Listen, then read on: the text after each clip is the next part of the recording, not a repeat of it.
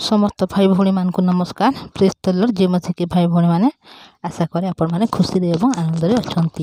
तो आज आम देखा भाई भौणी मैंने आदि पुस्तक अध्याय 40 आम 15 आग को देखी चलवा। देखते लिखा जाए कि कारण एब्रिय मान देश लोक मैंने मत नितांत चोरी कर आनी पुणी ए स्थान में किसी करना तथापि से मत यही काराकूपर बंद कर तहिरे से उत्तम अर्थ कले। प्रधान सुपकार यह देखी जोसेफ को कहला मु स्वप्न देखी अच्छी देख मो मस्तक उपरे शुक्ल पिंडकर 3टी डाला सर्व उपर डालारे फारूंकर भोजन निमंते नाना प्रकार पकवान थिला। आउ पक्षीगण आसी मोर मस्तक डालू तही घेनी खाइले।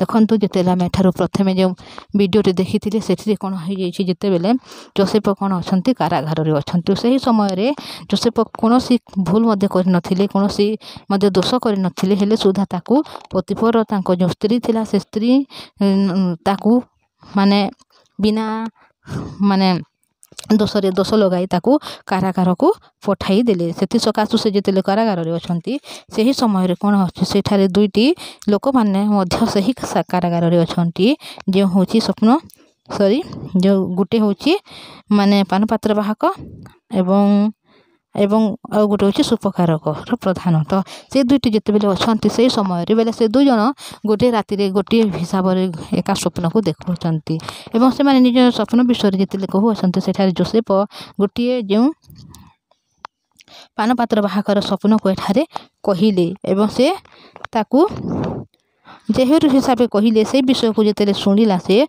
सुपकारक तो से कौन करुच्ची तार अर्थ को माने तार स्वप्न को जोसेफ को कहूँ तहिरे से उत्तम अर्थ करुँच सुपकारक को जोसेफ मुझे स्वप्न देखी अच्छी एवं से जो सुपकार अच्छा से कौन कर जोसेफ को से भाविले कि जिते प्रधान पानपात्र बाहकर स्वप्न जिते देखुं उत्तम विषय अर्थ बाहर से सकाशु से निज स्वप्न को कहते कि मो मस्तक उपर शुक्ल पिष्टकर 3टी डाला अच्छी एवं सर्व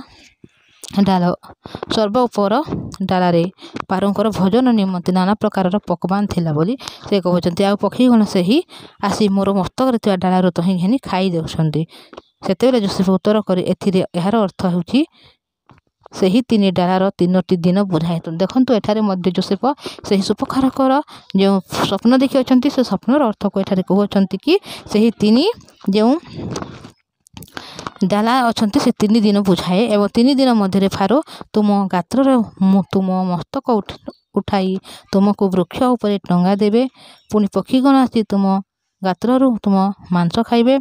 अनंतर 3 दिन में फारों जन्मदिन उपस्थित होबारु से आपण समस्त दासों निमंते भोज प्रस्तुत कले तहिरे से आपण मस्तक आपण समस्त दासों साक्षात प्रधान पानपात्र बाहक और प्रधान सुपकारक मस्तक उठाइले। तो देखो एठारे जहाँ मध्य जोसेफ से कही कि यही विषय समस्त विषय तुम पर हेब तो सही विषय एठारे कौन होची जिते जोसेफ जन्मदिन आसुअछि से समस्त दास मानू से डाकुअछंती भोज प्रस्तुत करुअछंती पुणी से आपणा समस्त दासों साक्षात प्रधान पानपात्र बाहकर प्रधान सुपकारक मस्तक उठाइले। तो देखो जेपरी सेठारे जोसेफ जो बंदीगृह माने कारागार जहाँ कही जो स्वप्नर अर्थ को से कही ठीक से प्रकार फारो से सहित से करुँच।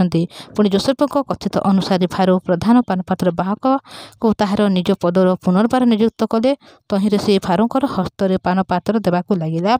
मात्र से प्रधान सुपकारक को वृक्ष टंगाइले तथापि प्रधान पानपात्र बाहक जोसेफ को स्मरण कला ना मात्र ताकू पाशरी पकाइला। तो देखो भाई भौणी मैंने जिते आम देखुचे जोसेफ छोट समय से कौन कर स्वप्न को देखुंट एवं से स्वप्नर अर्थ को से माने कहूँ। तो देखो जिते बले कारागार में जिते 2टी लोक अच्छा से 2टी जिते स्वप्न को देखुं से स्वप्नर अर्थ जे जहाँ कहले जोसेफ ठीक से हीपर से जीवन में घटुअछि। किंतु जोसेफ यहाँ कहते पानपात्र बाहक को कहते कि तुम्हें जिते बेले एठारू जीव सेते बेले टिके कौन कर फारों सामने मोर टिके गुहारी कर ଦ୍ୱାରା ସେ ମଧ୍ୟ ମୋତେ ଏହି କାରାଗାରରୁ ବାହାର କରିବେ। କିନ୍ତୁ ସେ ବିଷୟକୁ ସେ ପାନପାତ୍ର ବାହକ କ'ଣ କରୁଛେ, ଯେତେବେଳେ ନିଜର ନିଯୁକ୍ତି ମଧ୍ୟ ପାଇଲେ କିନ୍ତୁ କେବେ ସୁଦ୍ଧା ସେ ବିଷୟକୁ ସେ ସ୍ମରଣ କରି ପାରିଲେ ନାହିଁ, ବରଂ ତାକୁ ଭୁଲି ଯାଇଅଛନ୍ତି। ଦେଖନ୍ତୁ ଭାଇ ଭଉଣୀମାନେ, କି ପ୍ରକାର ପରମେଶ୍ୱର ସେହି ଯୋସେଫଙ୍କୁ ଆଣୁଅଛନ୍ତି ଏବଂ ଯୋସେଫଙ୍କ ଜୀବନରେ କିପରି ସମସ୍ତ ବିଷୟ ଘଟୁଅଛି।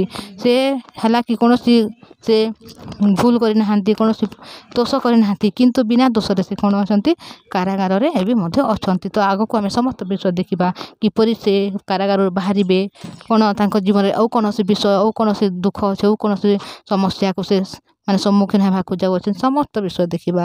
ତ ମୁଁ ଆପଣମାନଙ୍କୁ ଏତିକି କହୁଛି ଭାଇ ଭଉଣୀ, ଆସନ୍ତା ସମୟରେ ପ୍ରତ୍ୟେକ ବିଷୟକୁ ଆମେ ଧୀରେ ଧୀରେ ଦେଖିବା, ପରମେଶ୍ୱରଙ୍କ ଜୀବନ୍ତ ବାକ୍ୟରୁ କିଛି ଶିଖିବା। ତ ମୁଁ ଗୋଟିଏ ଆପଣଙ୍କୁ ରିକ୍ୱେଷ୍ଟ କରିବା ପାଇଁ ଚାହୁଁଛି, ଆପଣ ଯଦି ଏହି ଚ୍ୟାନେଲରେ ନୂଆ ଆସିଅଛନ୍ତି ତାହେଲେ ଚ୍ୟାନେଲକୁ ଟିକେ ସବସ୍କ୍ରାଇବ୍ କରିଦେବେ, ଲାଇକ୍ ଏବଂ ସେୟାର କରିଦେବେ। ତ ଆସନ୍ତୁ ଆଜି ଆମେ ପ୍ରାର୍ଥନା କରିବା। ପବିତ୍ର ପରମେଶ୍ୱର ପିତା, ଧନ୍ୟବାଦ ଦେଉଛି ତୁମରି ପ୍ରେମ ଦୟା ପାଇଁ ପ୍ରଭୁ, ତୁମେ ଆଶୀର୍ବାଦ କଲ, ଅନୁଗ୍ରହ କଲ। ପବିତ୍ର ପରମେଶ୍ୱର ପିତା, ଯେତେବେଳେ ଯୋସେଫଙ୍କୁ ତୁମେ ମିଶ୍ରକୁ ଆଣିଅଛ ଓ ସେ ମିଶ୍ର ଦେଶରେ ଯେତେବେଳେ ସେ କାରାଗାରରେ ମଧ୍ୟ ଅଛନ୍ତି, କିନ୍ତୁ ସେ ସ୍ୱପ୍ନର ଅର୍ଥକୁ କହିପାରୁଅଛନ୍ତି। ପ୍ରଭୁ ପରମେଶ୍ୱର ପିତା, ତୁମେ ଦୟା କରିଅଛ, ଅନୁଗ୍ରହ ଦେଇଅଛ। ଯୋସେଫଙ୍କୁ ତୁମେ ପିତା ପରମେଶ୍ୱର ମନୋନୀତ କରିଅଛ ଓ ତାଙ୍କ ଦ୍ୱାରା କାର୍ଯ୍ୟ କରିବା ପାଇଁ ତୁମେ ଚାହୁଁଅଛ। କିନ୍ତୁ ଆଗାମୀ ସମୟରେ ଆମେ ସମସ୍ତ ବିଷୟକୁ ଦେଖିପାରିବୁ ପ୍ରଭୁ। ଆଜି ଯେତେବେଳେ ଭାଇ ଭଉଣୀମାନେ ବାକ୍ୟକୁ ଶୁଣୁଛନ୍ତି, ତାଙ୍କୁ ଦୟା ଅନୁଗ୍ରହ ଆଶୀର୍ବାଦ କର। ସମସ୍ତଙ୍କୁ ତୁମେ ସମ୍ଭାଳି ରଖ ରାଜା। ସେମାନଙ୍କ ଜୀବନରେ ଏପରି ପରିସ୍ଥିତି ଅଛି, ଯେଉଁ ଦୁଃଖରେ ଅଛନ୍ତି, ସମସ୍ୟା ଦ୍ୱାରା ସମ୍ମୁଖୀନ ହୋଇ ଅଛନ୍ତି, କିନ୍ତୁ ସେମାନଙ୍କୁ ତୁମେ ବାହାର କରିବାରେ ପରମେଶ୍ୱରଟ। ସେ ସମସ୍ତଙ୍କୁ ଆଶୀର୍ବାଦ କର, ଅନୁଗ୍ରହ କର, ଦୟା କର। ତାଙ୍କ ପରିବାର ଥିବା ପ୍ରତ୍ୟେକ ସଦସ୍ୟକୁ ତୁମେ ସମ୍ଭାଳି ରଖ ରାଜା। ଏମାନଙ୍କୁ ତୁମେ ମନୋନୀତ କରିଅଛ, ଏମାନଙ୍କ ଦ୍ୱାରା ତୁମେ ଆଗକୁ ପିତା କାର୍ଯ୍ୟ କରିବା ପାଇଁ ଚାହୁଁଛ, ବଡ଼ ବଡ଼ କାର୍ଯ୍ୟ କରି ଏମାନଙ୍କୁ ପିତା ମହାନ କରିବା ପାଇଁ ଚାହୁଁଛ। ପ୍ରଭୁ ଧନ୍ୟବାଦ। ତୁମେ ରୋଗ ଦୁଃଖରେ ପୀଡ଼ିତ ସମସ୍ତଙ୍କୁ ସୁସ୍ଥତା ଦିଅ, ଯାହାର କୌଣସି ଅସୁବିଧା ଅଛି ସେ ଅସୁବିଧାକୁ ଦୂର କର ପ୍ରଭୁ। ଯାହାର ପିତା ପଇସାର ଅଭାବ ଅଛି, ଚାକିରି କ୍ଷେତ୍ରରେ ଅଭାବ ଅଛି ପିତା, ସମସ୍ତ ବିଷୟ ତୁମେ ଯୋଗାଅ ପ୍ରଭୁ, କାରଣ ତୁମେ ସମସ୍ତ ବିଷୟ ଦେବାର ପରମେଶ୍ୱରଟ। ତୁମେ ପ୍ରାର୍ଥନା ଶୁଣିଅଛ ପ୍ରଭୁ, ଧନ୍ୟବାଦ। ଏ ପ୍ରାର୍ଥନାକୁ ଯୀଶୁଙ୍କ ନାମରେ ମାଗୁଅଛି, ଆମିନ୍। ସମସ୍ତଙ୍କୁ ପ୍ରେଜ୍ ଦ ଲର୍ଡ। ଜୟ ମସିହ ଭାଇ ଭଉଣୀମାନେ, ଥ୍ୟାଙ୍କ ୟୁ।